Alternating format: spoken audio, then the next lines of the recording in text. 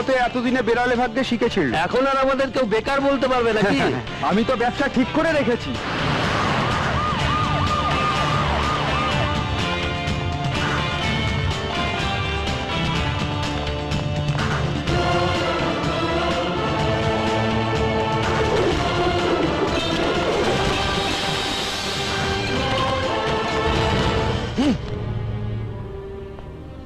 চৈতালি রায়, খবর কলকাতা। গুন্ডা ফাটাকেষ্ট সহচরী। সহচরী নয়, সহযোদ্ধা। আর গুন্ডা ফাটাকেষ্ট নয়, স্বরাষ্ট্রমন্ত্রী ফাটাকেষ্ট।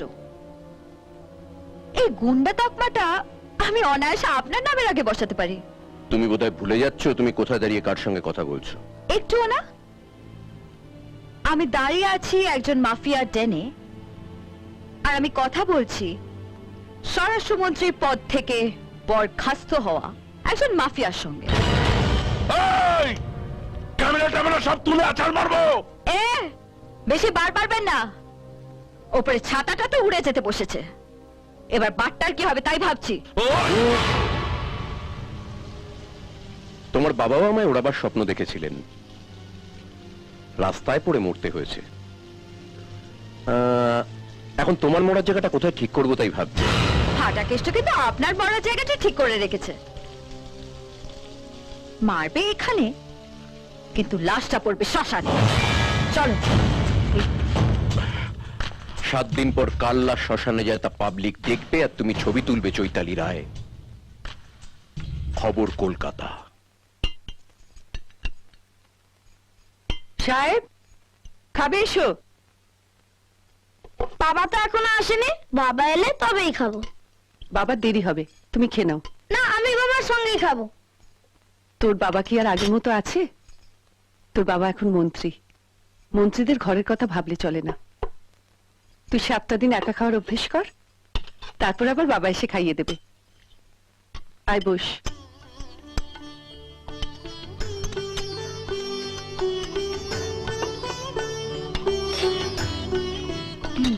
জানো মা, আজ থেকে আমার স্কুলের বন্ধুরা আমাকে কি বলে ডাকছে?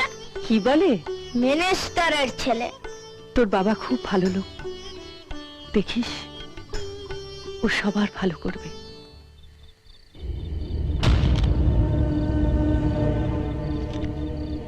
এটা আমাকে দিন।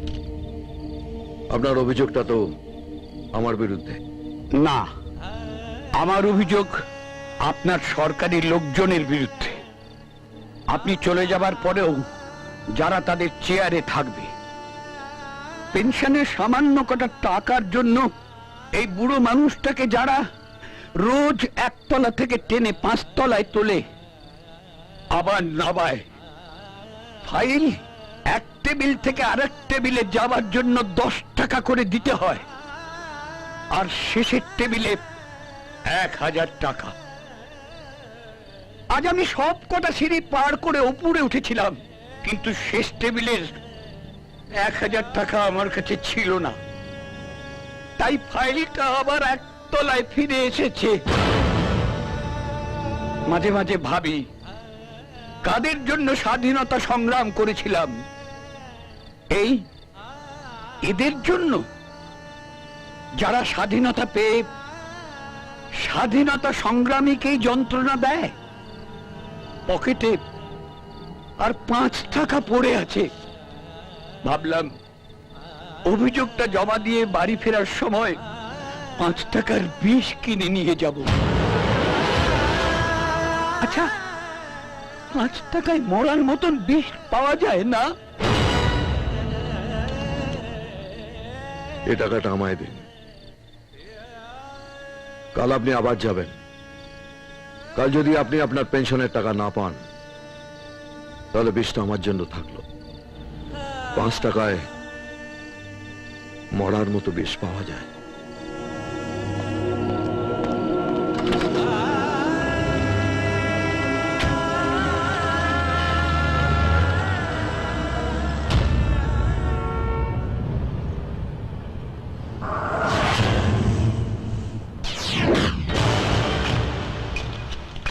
আরো 10 টাকা দিন।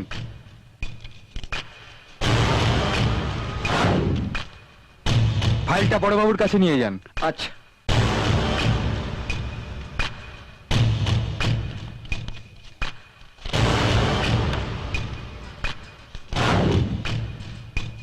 গোবিন্দ স্যার, ফাইল নিয়ে দোতলা সাহেবের কাছে যাও। Okay sir. ওর সঙ্গে যান। আসুন।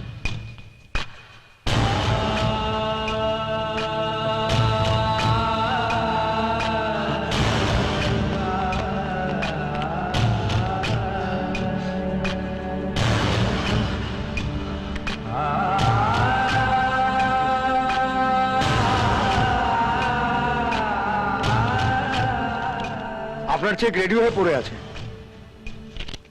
1000 টাকা এনেছেন?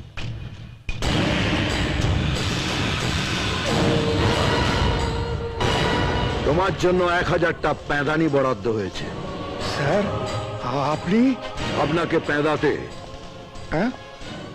উনি একটার পর একটা টেবিলে 10 টাকা করে দিয়ে গেছেন, আর আমি একটার পর একটা টেবিলে 10টা করে লাথিয়েছি। বাড়িতে গিয়ে বউকে বোঝাবেন সরকার যাকে যা মাইনে দেয় তাকে তাই নিয়ে সন্তুষ্ট থাকতে হয়। আজকের পর কেউ যদি 1 টাকাও ঘুষ খান তাহলে কি হবে? হ্যাঁ, রিজার্ভেশন কনফার্মড। হরিদাস বাবু, ইয়েস স্যার। ওনার চেকটা তৈরি করুন। ইয়েস স্যার, চলুন।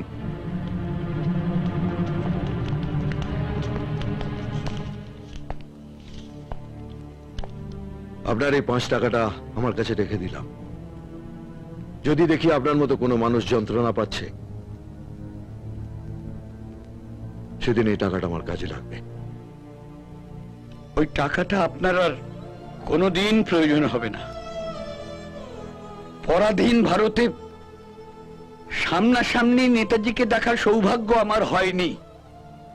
আজ স্বাধীন ভারতে আমার সামনে আমার নেতাজিকে স্পষ্ট দেখছি। জয় হিন্দ।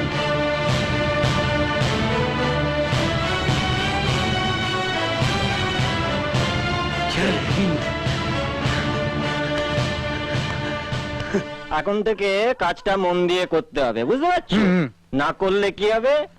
সোজা বৃন্দাবনে ট্রান্সফার। চলো চল।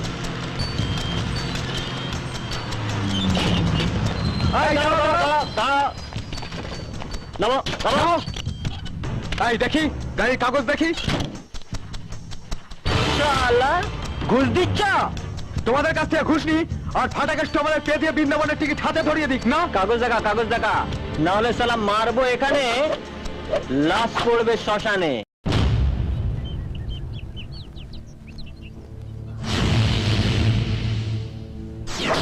কাল কিছু ছেলে ট্যাক্সি স্ট্যান্ডে এসে একটা মেয়ের হাত ধরে খুব টানাটানি করছিল।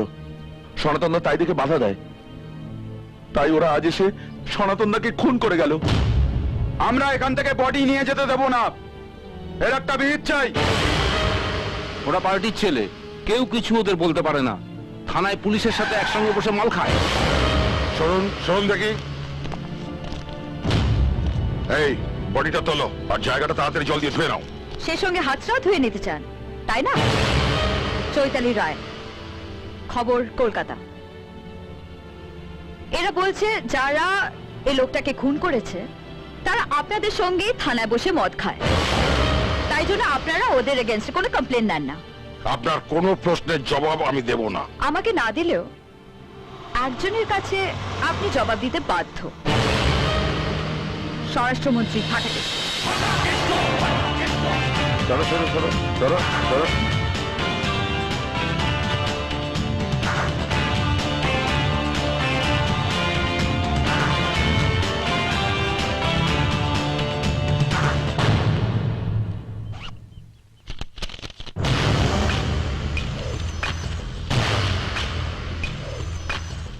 আজ পর্যন্ত এই এলাকায় 11টা খুন হয়েছে, আর থানায় এই 11টা খুনের কোনো রিপোর্ট নেই। স্যার, আমি এই 11টা খুনের রিপোর্ট চাই, আর ঠিক 11 সেকেন্ডের মধ্যে। স্যার, খুনটা শিবা আক্তার দলবল মিলেই করেছিল স্যার। স্যার, শিবা এই অঞ্চলের একজন কুখ্যাত তোলাবাজ। প্রমোটারদের থেকে ভয় দেখিয়ে টাকা আদায় করে। রতন বসাকের লোক, সব মিলে 56টা কেস আছে ওর নামে। আমার আগের অফিসার শিবাকে ধরেছিল, কিন্তু 5 মিনিটের মধ্যে তাকে থানা থেকে ছেড়ে দিতে হয়, আর তার পরের দিন সেই অফিসারের কাটা মুন্ডুটা থানার সামনে পড়েছিল।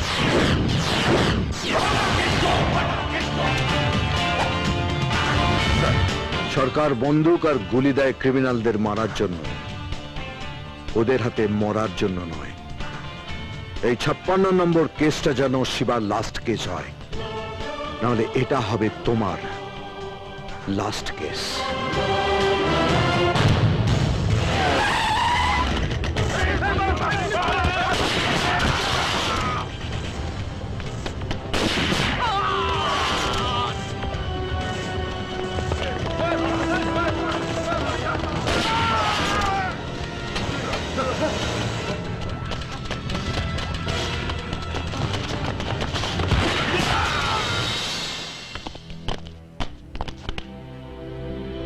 আমি পুলিশের এই ছবিটাই দেখতে চাই। পুলিশ মস্তানদের দাস নয়, আইনের দাস, আর ওরা থাকবে পুলিশের ডান্ডার নিচে। একটু বেচাল দেখবে তো সালাম মারবে এখানে, লাশ পড়বে শ্মশানে। আর এটা যেন মস্তানদের জন্মদাতারা ভালো করে জেনে রাখে।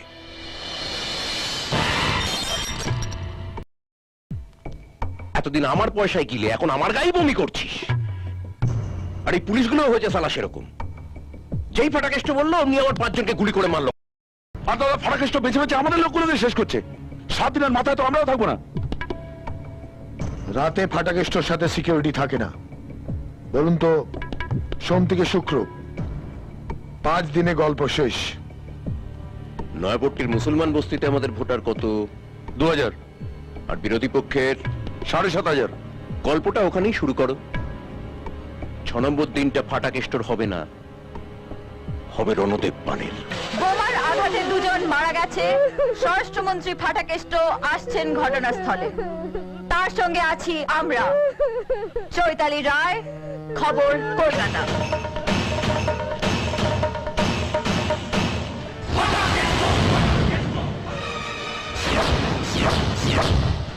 পাঁচ মিনিট সময় দিলাম, যে যার ঘরে গিয়ে দরজা বন্ধ করো। ওরা আমাদের 2 জনকে খুন করেছে, আমরা ওদের 20 জনকে খতম করব। 4.5 মিনিট। এই সালা, আমরা কি চুরি পড়ে বসে আছি? খুন কা বদলা খুন। 4 মিনিট। এই, তুই তো সালা 7 দিনের মন্ত্রী, আজ আছিস, কাল খবর হয়ে যাবি। ফাটাকেষ্ট খবর দেখে না, খবর পড়ে না, খবর তৈরি করে। আমি যেখানে জন্মেছি সেটা গুন্ডাদের আতুর ঘর। দাইমা নাড়ি কেটে হাতে পেটো ধরিয়ে দেয়। আমাকে গুন্ডামি দেখাচ্ছিস না? সালা মারবো এখানে, লাশ পড়বে শ্মশানে।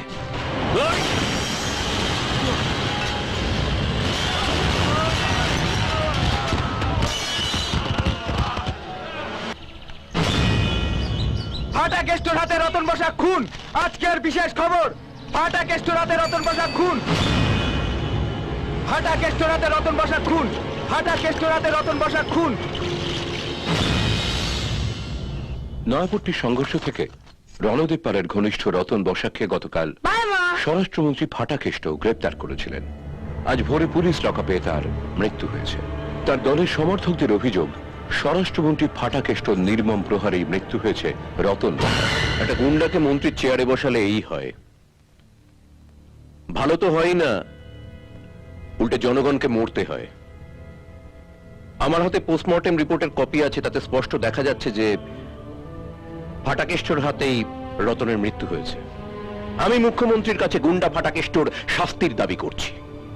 সেটাই হবে আমার মৃত রতনের মায়ের প্রতি সান্ত্বনা। আমি এমএলএ ফাটাকেষ্ট, আমি এমএলএ ফাটাকেষ্ট, বুঝলে?